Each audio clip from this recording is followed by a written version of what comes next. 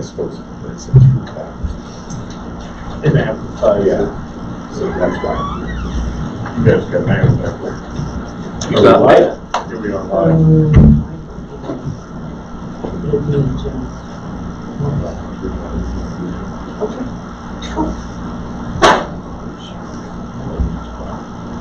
All right.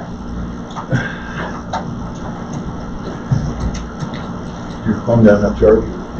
No, this should be good. Okay. Yep. Okay. Okay, I'm good. Sweet.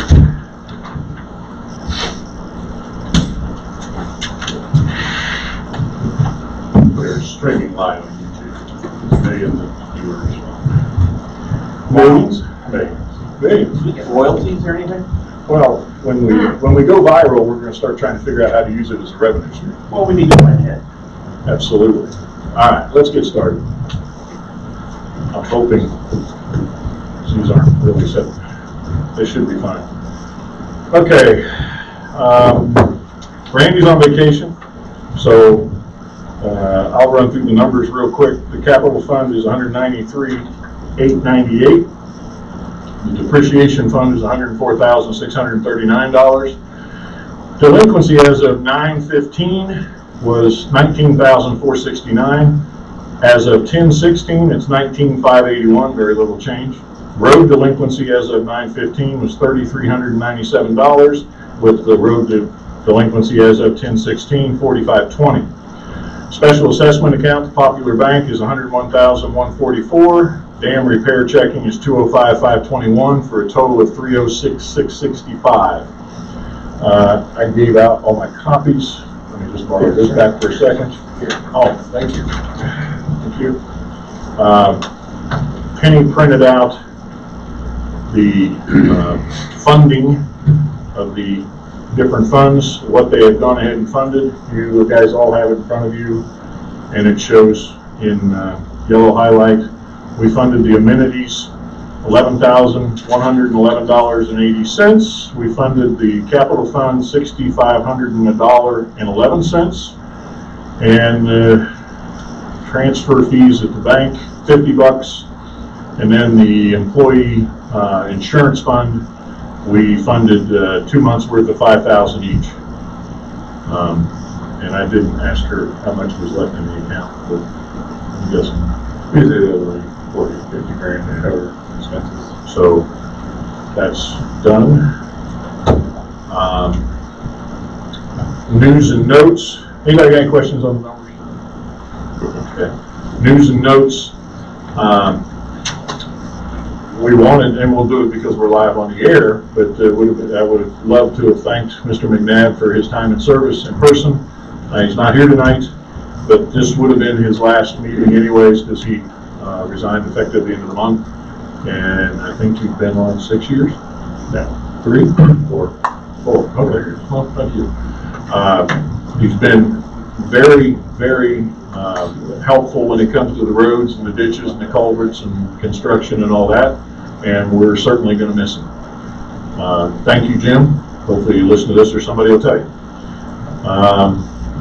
Request for expenditures with Randy gone on vacation this week, hopefully moving back into his house.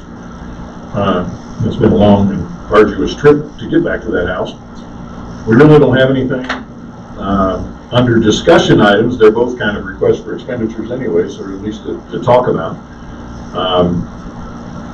Anybody else have anything on expenditures you want to discuss? Okay.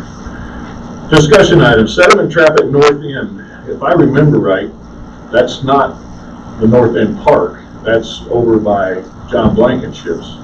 No, it's in North Park. Okay. Sediment trap that we did the assessment for prior to the dam. Okay.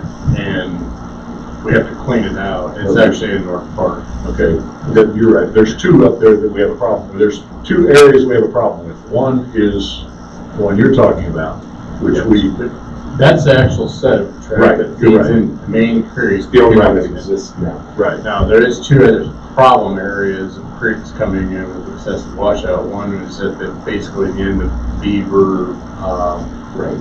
Beaver Lane, that's where, remember where, Al Kalis used to live? Yes, Just down from him, between the North Docks okay, and North Park, that filled in a lot, and then over between John Blankenship's and across, where it's actually club property there, that one's filled in a lot too. okay.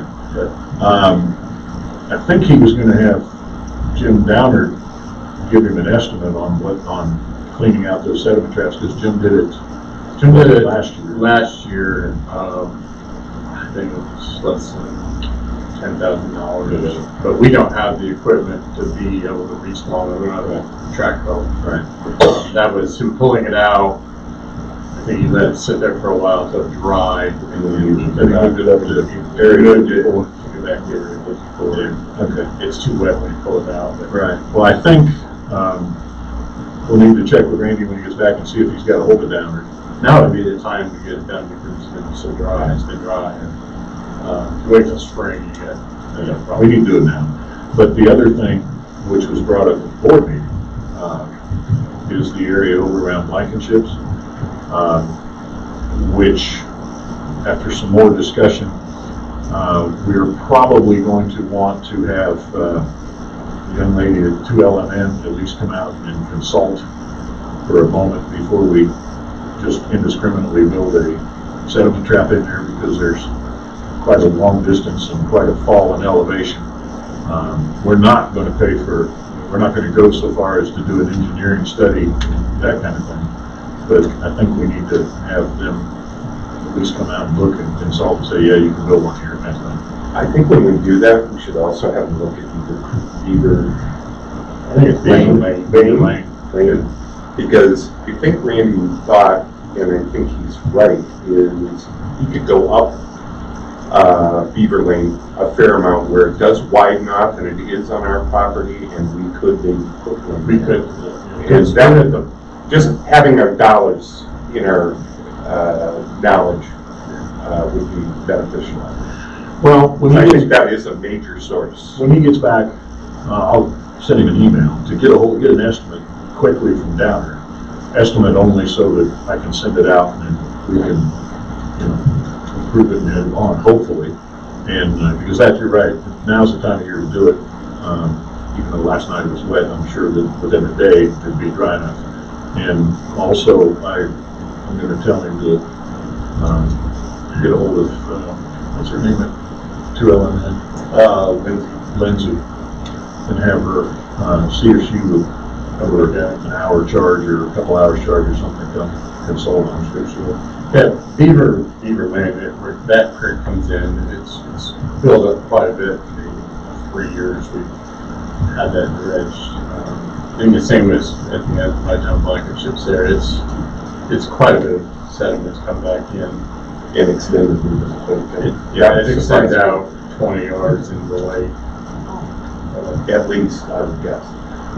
I almost bought that property, so I kind of remember it, and that whole thing looks different, so different.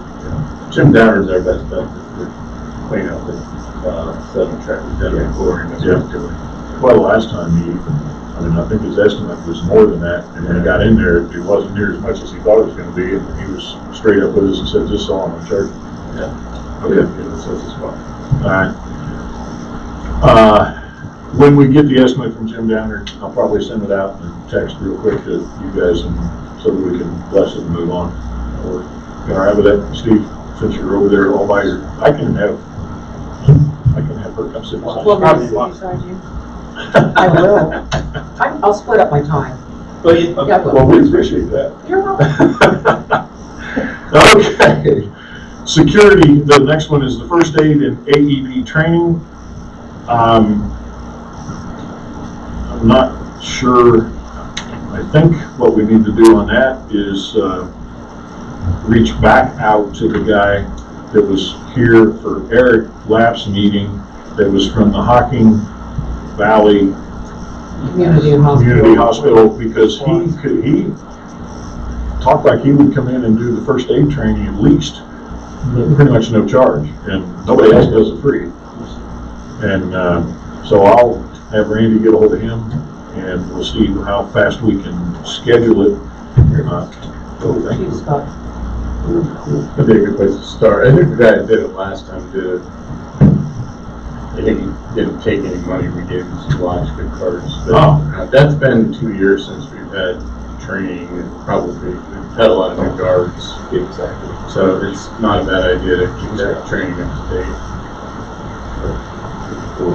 What we typically do, Jim, is ask for volunteers to work security. Right. That everyone can go through it at once and just mandate it. Usually on Saturday morning. I think it was a Sunday afternoon, but we just mandated everybody, every guard has to be here. We just knock it all out at once. So we got to coordinate, try to coordinate any vacations planned, but I'm not allowed to run the game here. Well, Eric was running the gate when a member, pulled up on the guest side, the gate was closed. Eric looked out, waved at the guy because he recognized he was a member, and the guy took the wave as I can go and didn't wait for the gate to go up, so it bent the gate and stuffed it between the tire and fender, and it took us longer to get it out of there than it obviously took him to get it in there. Okay. Good volunteer. One other thing we did talk about is that the security would also get some training from the fire department on use of fire extinguishers and things like that too. So if we just tack that in, it wouldn't be the same person, but through that same meeting, they felt that they had one of the fire departments that would be more than willing to do that. I think Mary Township, those guys acted like they come in just a drop of the hat. Yeah. Good training. Oh, yeah.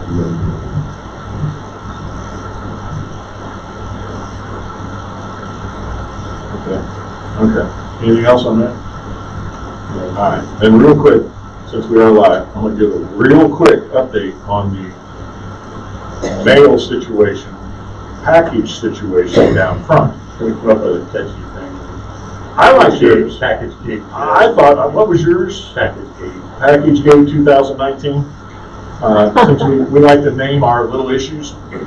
Yeah, what can I say? It was so dramatic today. You should have been the one that went over to Sugar Grove and talked to the I lady. bet. It was fun. Actually, she's a very nice person. She's only been there a very short period of time. The ones that were there when this issue kind of exploded, I think it's safe to say at least 2 of them are no longer with the company. We won't do a postmortem. Where we're at now is package stuff that you order online or by phone to have shipped in here. You will address it the same as we have been.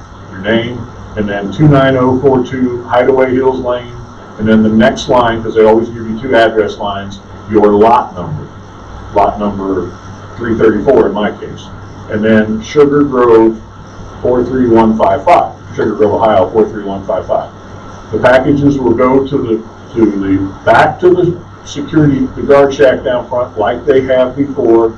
The guards will then, by the lot number, be able to look up your phone number in the system real quick, contact you and tell you got a package down. That's how it was going before. There was some problems from before that have been solved. We will not accept normal mail at the guard shack. There was some, both sides were at fault. We have some members who use that as a mail drop because they don't have a box down front or for whatever reason. We're not going to go into it. We will address that internally if that continues. And the second part was the mail guy was trying to dump a lot of other mail that shouldn't have been dumped on the guard shack, saying, here, you take this and figure out who it goes to, instead of taking it back and putting in the little slips in everybody's box. You know, you got too big a package and it's down at Sugar Grove.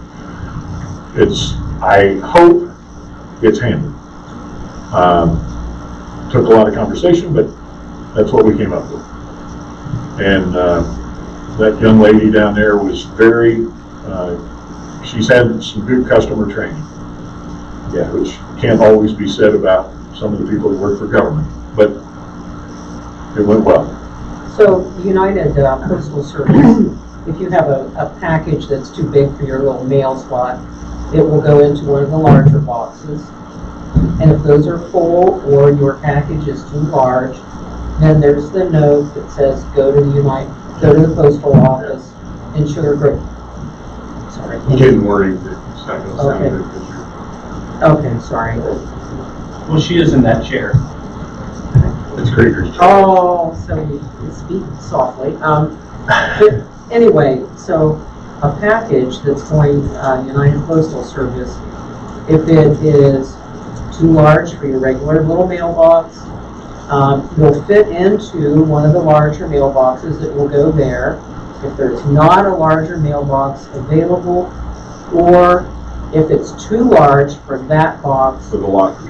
for the lockers, then you get a slip in your regular mailbox saying, go pick up the package at Sugar Grove. That's mail that's addressed to your RR1 box, whatever. Yeah, If you, we'll use Amazon as an example. If you're on the internet and you buy something through Amazon, you have no clue how they're gonna ship it. Yep. They can use either their own now, FedEx, UPS, or United States Postal Service. That postal service, you don't know, it needs to be addressed as 29042 and go as a package to the guard shack. If you order something, I use something I do as an example, prescription from Optum RX. It's only a little bottle and it goes in a soft package and it comes by regular mail and it goes into my RR1 box down front.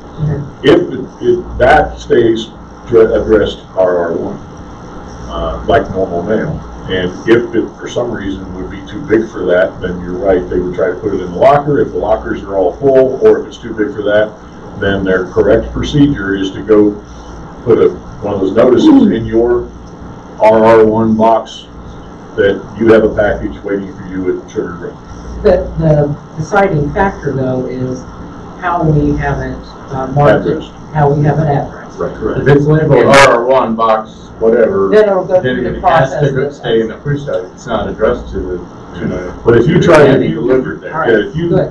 label everything as RR1 box whatever, and it goes to UPS or FedEx, they won't know what to do with it. Now, the way to think about it is, if you're not expecting an envelope back, I believe, if you don't expect an envelope coming back to you, use the guard shack's address. Do the 29042. Right. Yeah. Use it as a shipping address, so for everything that you order, will go there automatically. That's the approach that everybody should be taking. Got it. And I think 90% of everybody does it that way, but I do think some people use their box down there as a delivery for something that could be a big box, and that's the mistake that they make. Okay. So, That's a mistake, and the other one is if we have people attempting to use the guard shack as a mail drop, we're just not gonna be able to do that. Yes, ma'am. I had somebody order from Amazon and I just been very bring them through the RR1 box us and,